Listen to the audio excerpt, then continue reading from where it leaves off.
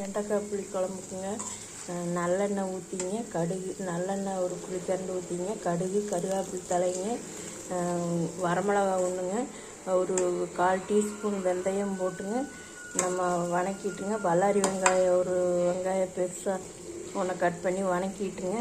நம்ம அரைக்கிறதுக்கு வந்துங்க 2 சின்ன வெங்காயமும் தக்காளி அரைக்கலாங்க. இது பூண்டும் வணக்கும் போது ஒரு 4-5 நம்ம கட் பண்ணி போட்டுக்கலாங்க. பொடி பொடியாக வெங்காயம் வணங்க போதுங்க. நம்ம ஒரு 3 தக்காளி சின்ன வெங்காயம் 10-20 சேர்த்து அரைச்சிக்கலாங்க. நான் வந்து பல்லாரி வெங்காயம் 2 வெங்காயம் 3 தக்காளி அரைச்சி நம்ம வெங்காயம்லாம் வணங்கின முன்னாடிங்க இந்த வெண்டைக்காயை போட்டுங்க. மசாலுக்கு வந்துங்க வரமிளகா தூளுங்க, மல்லித்தூளுங்க, குருமிளகு தூள், ஜீரகத்தூள் கொஞ்சம் போட்டுங்க. நம்ம வெண்டைக்காய் அதை மசாலா வணக்கிட்டுங்க. வெண்டைக்காயும் போட்டுட்டுங்க, கொஞ்சம் உப்பும் போட்டுட்டுங்க. அதுலேயே வெண்டைக்காய் வணங்கினா கொஞ்சம் காரமெல்லாம் வெண்டைக்காயில் பிடிச்சிருங்க. அப்புறம் அதுக்கப்புறம் நம்ம அரைச்சி வச்ச தக்காளி பல்லாரி வெங்காயம் தண்ணி ஊற்றாமல் அரைச்சிங்க நம்ம இதில் கலக்கிட்டுங்க. ஒரு 10 நிமிஷம் நல்லா 5 நிமிஷமோ 10 நிமிஷமும் நல்லா சுருளில் வணங்கின முன்னாடி வெண்டைக்காய் ஏற்கனவே நம்ம பொரித்து வச்சுட்டேங்க. பூரி சுட்ட எண்ணெய் மிச்சம் இருந்ததுங்க, அதில் பொரித்து வச்சுட்டேங்க வைக்கலைங்க. இது வந்துங்க புளி தண்ணி கரைச்சி வச்சுருக்குங்க. நம்ம அந்த இதில் தக்காளி அரைச்சதுலேயே வடித்து விட்டேங்க. இப்போ கொஞ்சம் புளி தண்ணி ஊற்றிக்கலாங்க. ஒரு சின்ன எலுமிச்சம்பழம் அளவு புளி தண்ணி ஊற்றிங்க நம்ம வேகமாக வச்சுங்க. ஒரு 5 நிமிஷமோ 10 நிமிஷமோ நம்மளுக்கு குழம்பு அதிகமாக வேணுன்னா இன்னும் கொஞ்சம் தண்ணி கலக்கலாங்க.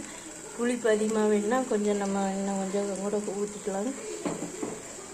நம்ம உப்பு மறுபடியும் பார்த்துட்டுங்க எவ்வளோ உப்பு வேணுமோ மறுபடியும் போட்டுக்கலாங்க. ஏற்கனவே நம்ம உப்பு போட்டாச்சுங்க. இப்போ வந்து நம்மளுக்கு வெண்டைக்காய் புளி குழம்பு ரெடி ஆகிடுச்சுங்க. இப்போ வந்து ஒரு அதிகமாக நம்மளுக்கு வேண்டியது இல்லைங்க. இந்த புளி கொதிக்கிற கடைசியில் புளி ஊற்றுறேங்க. இப்போ வந்து நம்மளுக்கு வெண்டைக்காய் புளி குழம்பு ரெடி ஆகிடுச்சுங்க.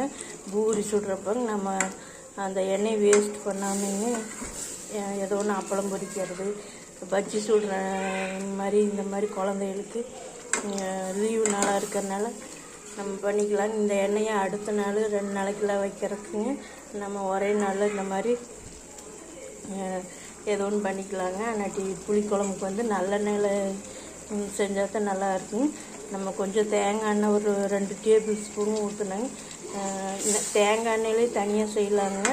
நான் நல்லெண்ணெய் தான் ஊற்றி செஞ்சேங்க. பொரிக்கிறதுக்கு வந்துங்க ரீஃபைண்ட் ஆயிலில் நம்ம பூரி சுட்ட எண்ணெயெல்லாம் வந்து நம்ம இந்த வெண்டைக்காயை வந்து பொரித்து போட்டிருக்குங்க. அவ்வளோதாங்க, நம்மளுக்கு வெண்டைக்காய் புளிக்குழம்பு ரெடி ஆகிடுச்சுங்க.